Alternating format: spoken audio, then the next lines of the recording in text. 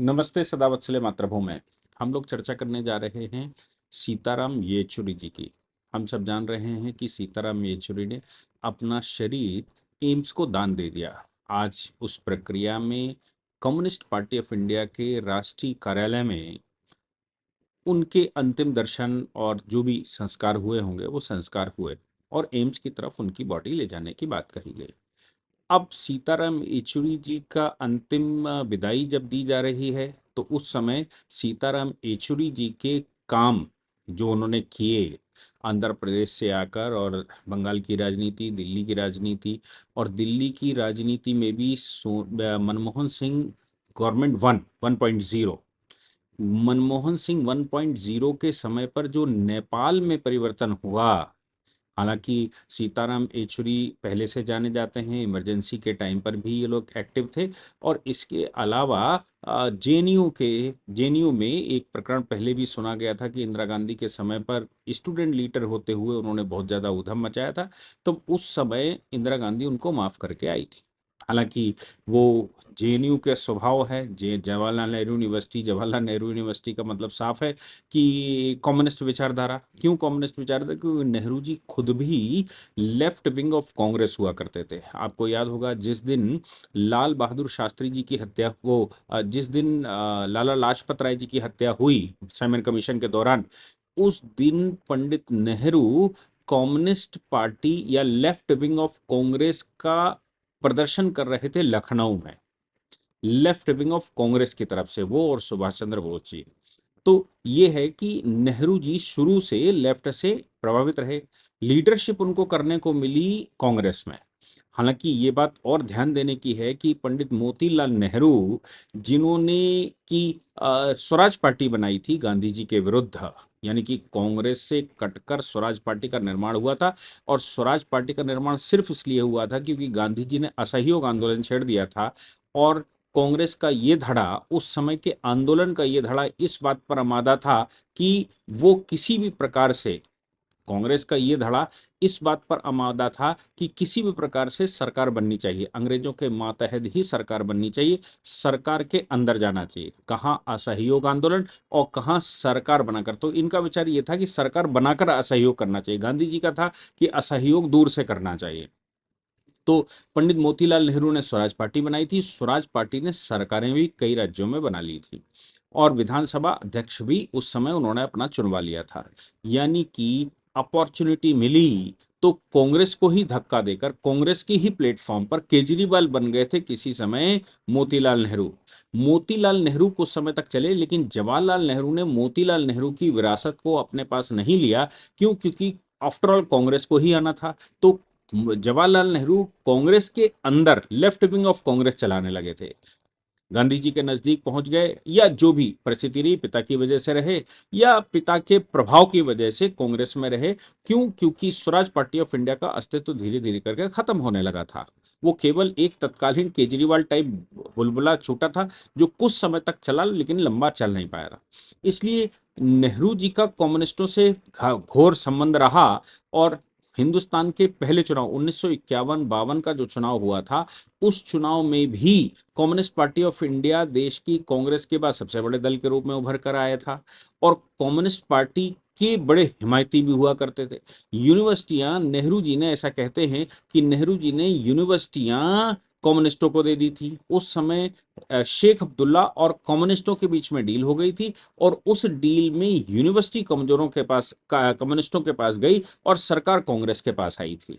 हालांकि कम्युनिस्ट बड़ी पार्टी हुआ करते थे, लेकिन ऐसी स्थिति में भी नहीं थे कि नेहरू को बिल्कुल सबोटेज कर देंगे या नेहरू को हटा देंगे। खैर, मैं उस विषय से हटकर ये कहना चाह रहा था कि कांग्रेस का कम्युनिस्ट विचारधारा से पुराना नाता रहा है। इसीलिए ममता बनर्जी जो कांग्रेस में कभी हुआ करती थी, कांग्रेस से निकलकर वो तृणमूल कांग्रेस बनाई और तृणमूल कांग्रेस ने भी जो काम किया वो कम्युनिस्टों का ही कैडर हासिल किया। जहां जहां कम्युनिस्टों का कैडर, जितना भी कम्युनिस्टों का कैडर था, वो कम्युनिस्ट कैडर को वो पी गई ममता बनर्जी। यानी कि कांग्रेस की विचारधारा अगर किसी के साथ सही से मिलती है तो वो है कम्युनिस्ट पार्टी या कम्युनिस्ट। वो दोनों एक ही पहले सिक्के के दो पहलू कहे जा सकते हैं। दोनों का वर्किंग स्टाइल एक है, दोनों का काम-काज का और दोनों की विचारधारा एक सी है। वो अलग बात है कुछ आइडियोलॉजी, कुछ स्वतंत्रता के आंदोलन की वजह से वो कांग्रेस जो जो एक आंदोलन हुआ करता था, कांग्रेस एक आंदोलन को कांग्रेस एक पार्टी बनाने में सफल हो गए थे नेहरू जी। जबकि कांग्रेस जब आंदोलन हुआ करता था तो वो पार्टी नहीं था, वो पार्टी स्वराज पार्टी निकलकर उसमें से आई थी। लेकिन बाद में स्वतंत्रता के बाद वो पार्टी नहीं, पार्टी कांग्रेस ही पार्टी बनी, स्वराज पार्टी उभर कर नहीं आई, कांग्रेस ने ही खुद को अपने आप को पार्टी बनाया और सरकार चलाई। खैर, वाजपेयी जी के साथ उनका नाम इसलिए जोड़ा जा रहा है कि जब मनमोहन सिंह की पहली सरकार बनी थी तो हम सबको मालूम है कम्युनिस्टों के अनकंडीशनल सपोर्ट से बनी थी। कम्युनिस्टों के अनकंडीशनल सपोर्ट की वजह से जब सरकार बनी तो उसी समय पर चूंकि मनमोहन सिंह 1.0 के दौरान और मनमोहन सिंह 2.0 के दौरान ही नेपाल में सत्ता परिवर्तन हुआ था। नेपाल में किंग वीरेन को का तख्ता पलट हुआ था और तख्ता पलट करने में कम्युनिस्टों की विशेष भूमिका वहां पर हुआ करती थी। ये बात याद रखने की है कि पुष्प कमल दहल और भट्टाराई ये उस समय के बड़े लीडर हुआ करते थे। एक चीज जो यहां ध्यान देने की है वो ये कहा जा रहा है या ये कहा गया कुछ पत्रकारों के द्वारा, मुझे लिखकर भेजा, मैंने पत्र किसी को सुना नहीं है, लेकिन ये कहा गया कि कुछ पत्रकारों ने ऐसा कोई स्टेटमेंट दिया है, कोई वीडियो जारी किया है या कोई एनालिसिस किया है जिसमें ये कहा गया है कि सीताराम येचुरी का रोल नेपाल में डेमोक्रेसी लाने में विशेष रूप से था और नेपाल में सेकुलर नेपाल बने, नेपाल में हिंदूशाही खत्म हो, नेपाल की हिंदूशाही खत्म होकर वहां पर एक सेकुलर सरकार बन जाए या कम्युनिस्ट प्रभावित सरकार बन जाए, ये बात कही गई। इस बात को लेकर यह भी कहा गया कि सोनिया गांधी और राजीव गांधी एक बार जब 85 से 89 की सरकार बनी थी या मैं कहूं 1989 तक की जो सरकार बनी थी राजीव गांधी की सरकार के दौरान सोनिया गांधी वहां मंदिर जाना चाहती थी पशुपतिनाथ के मंदिर की खास बात यह है कि वो नॉन हिंदूज की प्रवेश वर्जित करते हैं, इसलिए सोनिया गांधी के प्रवेश को वहां मना कर दिया गया था। राजीव गांधी ने राजा से भी कहा, लेकिन राजा ने कहा मंदिर सरकार के प्रभाव से अलग हैं, इसलिए हम कुछ कर नहीं सकते। इस बात की खुन्नस निकालने के लिए जब सोनिया गांधी पावर में आई तो उनको साथ मिला कम्युनिस्टों का, और उसी समय पुष्प कमल दहल और भट्टाराई वगैरह जब सोनिया गांधी से आकर मिले या सरकार से आकर मिले तो वहां पर इस नाम से डिस्टरबेंस शुरू हुआ कि ये लोग या जो नेपाल की सरकार है वो चाइना के नजदीक जा रही है और चाइना के नजदीक जाने की वजह से उस वहां पर डिस्टरबेंस करना जरूरी है, राजा को उतार फेंकना जरूरी है, हिंदू शासन खत्म करना जरूरी है, वहां पर अब सेकुलर शासन लाना जरूरी है, ऐसा क्लेम किया गया। और साथ में यह कहा गया कि वाजपेयी मतलब विरोधी दलों से पूछताछ की बात आई तो विरोधी दलों को कॉन्फिडेंस में लेकर वहां सत्ता परिवर्तन करना चाहती थी सोनिया जी। इस विषय पर वाजपेयी जी से उनकी बात हुई और वाजपेयी जी ने कोई आदमी नेपाल भेजा, वो जो व्यक्ति नेपाल गया उसने आकर खबर दी और खबर ये दी कि नेपाल का राजा चीन के झांसे में आ गया है और चीन की तरफ जा रहा है, इसलिए राजा को पलटना जरूरी है। तो वाजपेयी जी ने कंसेंट दी थी। ये बात मेरे अनुसार, मैंने जो रिसर्चें पढ़ी हैं उसके मेरे अनुसार ये बात निराधार है। वाजपेयी से 2003 में, याद रखिएगा 2004 तक वाजपेयी की सरकार थी और 2003 में पुष्प कमल पहल वो और दूसरे भट्टाराई, ये दोनों दिल्ली में आकर मिले थे। कुछ लोगों ने एक किताब जेएनयू के प्रोफेसर ने लिखी और उस किताब में उन्होंने ये भी क्लेम किया कि कौन सी वो तारीख थी जिस तारीख पर आकर मिले, और उन्होंने ये बात कही कि नेपाल में ये प्रोफेसर शायद एसएन मुनि करके हैं कोई, उन्होंने अपनी किताब में कहा कि ऐसे ऐसे करके पुष्प कमल दहल और दूसरे भट्टाराई मिलने आए थे वाजपेयी जी से, वो अंडरग्राउंड काम कर रहे थे, पुष्प कमल दहल सामने से थे और भट्टाराई की खबर उनके पास आई थी जेएनयू के प्रोफेसर होते हुए कि भट्टाराई उनसे, बाबूराम भट्टाराई उनसे मिलना चाहते हैं। कोई लाइब्रेरियन उनका था, जेएनयू का जो लाइब्रेरियन था वो नेपाली नेशनलिस्ट था, उसने प्रोफेसर से बात की होगी और प्रोफेसर से मिलने की बात उसमें हुई। ये बताया गया कि वो मिलने का प्रयास वाजपेयी से मिले थे, और वाजपेयी से मिलने का उद्देश्य ये था कि नेपाल में डेमोक्रेसी लानी चाहिए, पब्लिक डेमोक्रेसी लानी चाहिए, पार्लियामेंट्री डेमोक्रेसी और मोनार्की खत्म करने की जरूरत है।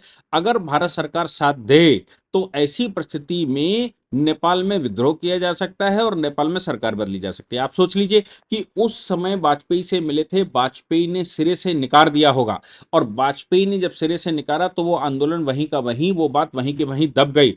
अगर 2004 तक वाजपेयी प्रधानमंत्री रहे और ऐसा क्या हो गया कि 2 साल में ही वाजपेयी को अपना डिसीजन बदलना पड़ा, और इतना मेच्योर पॉलिटिशियन कि उस समय देश में वाजपेयी जैसा मेच्योर पॉलिटिशियन मिलना मुश्किल है, और वाजपेयी इतनी जल्दी इतना हल्की बात कर देंगे ऐसी कि कोई एक आदमी भेजे और एक आदमी रिपोर्ट दे दे, जो आदमी सरकार में रहा हो, जिस आदमी की विदेश नीति उस समय डंका बजा रही हो, और जिस आदमी से मिलने खुद कम्युनिस्ट लीडर आए हो और वो यहां से ना सुनकर गए हो, थोड़े ही दिनों में वाजपेयी जी ने एक आदमी के भरोसे ये डिसीजन ले लिया और सोनिया गांधी को कंसर्ट दे दी कि नहीं जाओ और वैसा कर लो। इस बात से सहमति नहीं जताई जा सकती। ये बात केवल और केवल वाजपेयी को बदनाम करने के लिए कही जा सकती है, और ये इमेच्योर पॉलिटिक्स की बात हो सकती है, इमेच्योर एनालिसिस हो सकती है मेरे अनुसार। क्यों? क्योंकि इतनी हल्की बात करना मुझे नहीं लगता कि वाजपेयी के नाम से शोभा देता है।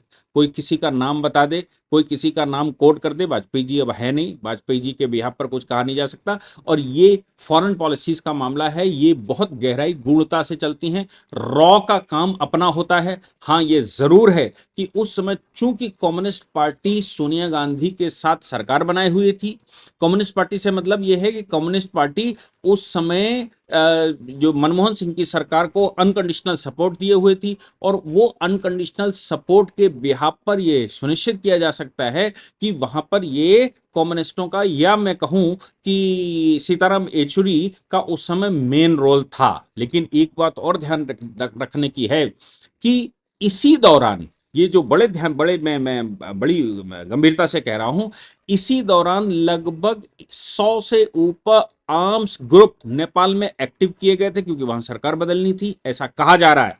मैं मेरे देश का कोई नेता, मेरे देश का कोई मेच्योर पॉलिटिशियन ऐसा नहीं कह सकता, क्योंकि हमारे देश की इंडिपेंडेंट फॉरेन पॉलिसी है, और इंडिपेंडेंट फॉरेन पॉलिसी होते हुए नेपाल जैसा छोटा देश और भूटान जैसा छोटा देश भी अपना डिसीजन लेने के लिए स्वतंत्र है, हम उसमें कोई डिस्टर्बेंस नहीं कर सकते। लेकिन हाँ, ये कहना, यहां पर एक रिसर्च मैं और दूसरी बताता हूं, ये 2014 में रिसर्च लिखी गई, ये पेपर लिखा गया, 10 पेज का पेपर है, और इसके राइटर हैं हरिवंश झा।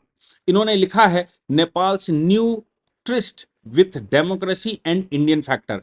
और इनका कहना यह है कि उस समय पर, मैं कहूं इनका कहना, या और उस समय के जो जो समकालीन ऑथर हैं, उनका 89 89 88 89 की घटना के विषय में सारे बताते हैं, और इसके अलावा ये भी बताते हैं सभी कि वहां मतलब सरकार बदली नहीं जा सकती थी बिना भारत के सपोर्ट के। तो ये पेपर कहता है नेपाल में जो सरकार थी, उस सरकार के समय पर, या जो 239 साल की वहां डेमोक्रेसी थी, उस 239 साल की डेमोक्रेसी को बदलने के लिए नेपाल में जो डिस्टरबेंस किया गया, उस डिस्टरबेंस में नेपाल में बहुत सारे ग्रुप्स एक्टिव कर दिए गए। और ये जो नेपाल में ग्रुप्स एक्टिव हुए, इनमें अलकायदा भी था, इनमें पाकिस्तान की आईएसआई थी, इसमें भारत के बहुत सारे ग्रुप थे, इसमें तमाम तरह के अलकायदा से जुड़े हुए दूसरे संगठन, अलकायदा से जुड़े हुए दूसरे संगठनों की जब मैं बात करता हूं तो लश्कर ए तौयबा की बात की जा सकती है, तब जैश ए मोहम्मद की बात की जा सकती है, या इस तरह के और जो संगठन थे, उन एनजीओस की, जो एनजीओ इसके पीछे गैंग चलते हैं, उनकी बात की जा सकती है। वहां पर इनको एक्टिव कर दिया गया। कौन कौन एक्टिव हुआ, इसकी एक सूची प्रस्तुत की गई है। ऐसा कहा गया कि 1900 से ऊपर मदरसे, चूंकि भारत और नेपाल के बीच में वीजा फ्री एंट्री का मामला है, इसलिए नेपाल में बड़ी संख्या में al-Qaeda, Lashkar e Taiba, Punjabi secessionist, Punjabi secessionist, उसके अलावा United Liberation Front of of Assam, ULFA, या Kamtapur Liberation Organisation, KLO, National Democratic Front of Bodoland, इन इस तरह के संगठनों को भी एक्टिव किया गया। और उस समय नेपाल के मधेशी क्षेत्र में 1900 से ऊपर मदरसे खोले गए। इन मदरसों में यहां से जा जाकर लोग वहां शिफ्ट किए गए जिनका सही जो सहयोगी हो सकते थे, और वहां पर डिस्टर्बेंस किया गया। एक बात और, जो रिसर्चें 100% कम्युनिस्टों की थी वो वहां पर पब्लिश की गई। वो मैं अलग अलग तरह की उनकी बात कर रहा हूं। वो उस एक ग्रुप से मैं मिला था। ये बात आज से 15 साल पहले की होगी। तो उस समय सरकार परिवर्तन हो चुका था, यानी कि वहां डेमोक्रेसी, या मैं कहूं राजा पदच्युत हो चुका था। तो एक ग्रुप, संघ का एक वर्ग लगा हुआ था वहां पर। नेपाल के कई लोग आए हुए थे और बड़े राष्ट्रवादी लोग थे। मैं उनसे मिलने गया। मैं जब उनसे मिला तो हमने उनसे पूछा कि आखिर ये क्या माजरा है, कम्युनिस्टों की सरकार वहां पर बन चुकी है और वहां पर ऐसा ऐसा है। तो आप यकीन करिए कि वो लोग जो राष्ट्रवादी थे, उनके मन में भी एक बात थी। उन्होंने कहा कि नेपाल बहुत बड़ा देश था। नेपाल देश की सीमा सरयू तक लगती थी, और नेपाल का राजा ने वो सब भारत के पक्ष में दे दिया। आप उन्होंने उस ग्रुप ने कहा, आप रामायण पढ़कर देखिए कि जनकपुर कहाँ तक का था। आप उस समय सिद्धार्थ का समय देखिए, यानी कि गौतम बुद्ध, भगवान बुद्ध का समय देखिए कि कहाँ तक हुआ करता था। ये सब कुछ धीरे धीरे करके नेपाल छोटा होता चला गया, और इस स्थिति पर छोटा हो गया नेपाल कि नेपाल अब अपना अस्तित्व गंवाने पर है। इसलिए नेपाल के, और ये जो 200-250 साल की सत्ता थी, इस सत्ता का ही परिणाम था। ये प्रो इंडिया इंडिया हुआ करते थे, और ये प्रो इंडिया होने की वजह से इन लोगों ने पूरा का पूरा परिवर्तन कर दिया था, या भारत के पक्ष में सब कुछ दे दिया था। आप सोचिए कि नेपाल में एक जन भावना ये पैदा की गई कम्युनिस्टों के द्वारा कि भारत उनका विरोधी देश है, भारत का हिंदुत्व नेपाल को समाप्त कर रहा है, इसलिए नेपाल अगर हिंदू राष्ट्र रहेगा तो भारत का इंटरवेंशन उसमें रहेगा। ये सारी की सारी घटनाओं की बात जब करते हैं तो ये समय वही है जब मनमोहन सिंह 1.0 सरकार बनी थी, और लेफ्ट का उस समय उनका सपोर्ट हुआ करता था। मैं सीताराम येचुरी जी का अंतिम समय है, मतलब उनकी विदाई का समय है, और वो जा चुके हैं। इसलिए किसी के लिए कुछ निगेटिव करने की आवश्यकता नहीं। जिसके मन में जो जो उस समय विचार आया होगा, उस विचार से उन्होंने रिसर्च की होगी। लेकिन हाँ, ये कहना कि अटल बिहारी वाजपेयी जी भी कम्युनिस्टों के साथ मिल गए थे, अटल बिहारी वाजपेयी जी ने भी सोनिया गांधी को कंसेंट दे दी थी। पहली बात तो यह है कि मनमोहन सिंह की सरकार बनने के बाद अटल बिहारी वाजपेयी का कंसेंट देना ये अस्वीकार सा लगता है। दूसरी बात, मैंने आपको बताया कि जिन लोगों की बात कही गई है वो ऑलरेडी अटल जी की सरकार 2004 तक थी। उससे पहले वो अटल जी की सरकार में कई बार आकर मिले, और मिलने के बाद उनका रिक्वेस्ट था कि आप हमें सपोर्ट कर दीजिए। लेकिन भारत सरकार ने इस प्रकार का कोई सपोर्ट नहीं किया। अगर भारत सरकार कोई सपोर्ट करती भी है तो कैसे सपोर्ट करेगी? भारत सरकार सपोर्ट करे कि भारत के जो मदरसा ग्रुप है, जो भारत के मुस्लिम आउटफिट्स हैं, उनको वहां प्रवेश करवा दे, या कम्युनिस्टों को वहां प्रवेश करवा दे। क्या आप उम्मीद कर सकते हैं कि अटल बिहारी वाजपेयी सरकार ऐसा कुछ कर सकती है, या सोच भी सकती है कि वहां उनको प्रवेश करवा दिया जाए? ये किस उद्देश्य से कहा गया, क्यों कहा जा रहा है, क्या इसके पीछे की मंशा है, मैं नहीं बता सकता। इग्नोरेंस भी हो सकता है, क्योंकि तमाम तरह की रिसर्चें लोग पढ़ते ही हैं। वो कोई रिसर्च पढ़ी होगी किसी पत्रकार ने, कोई इंफॉर्मेशन उनको मिली होगी कहीं से। हमारे देश की खास बात है मिस इंफॉर्मेशन, अनफॉर्चुनेट इंफॉर्मेशन, और मिस कोडिंग ऑफ इंफॉर्मेशन। ये हमारे देश की बड़ी निगेटिव विधि है, और बहुत सारे लोग उस ट्रैप में आ ही जाते हैं। इसलिए वाजपेयी का नाम घसीटना यहां पर उचित नहीं होगा। जय हिंद, जय भारत, वंदे मातरम।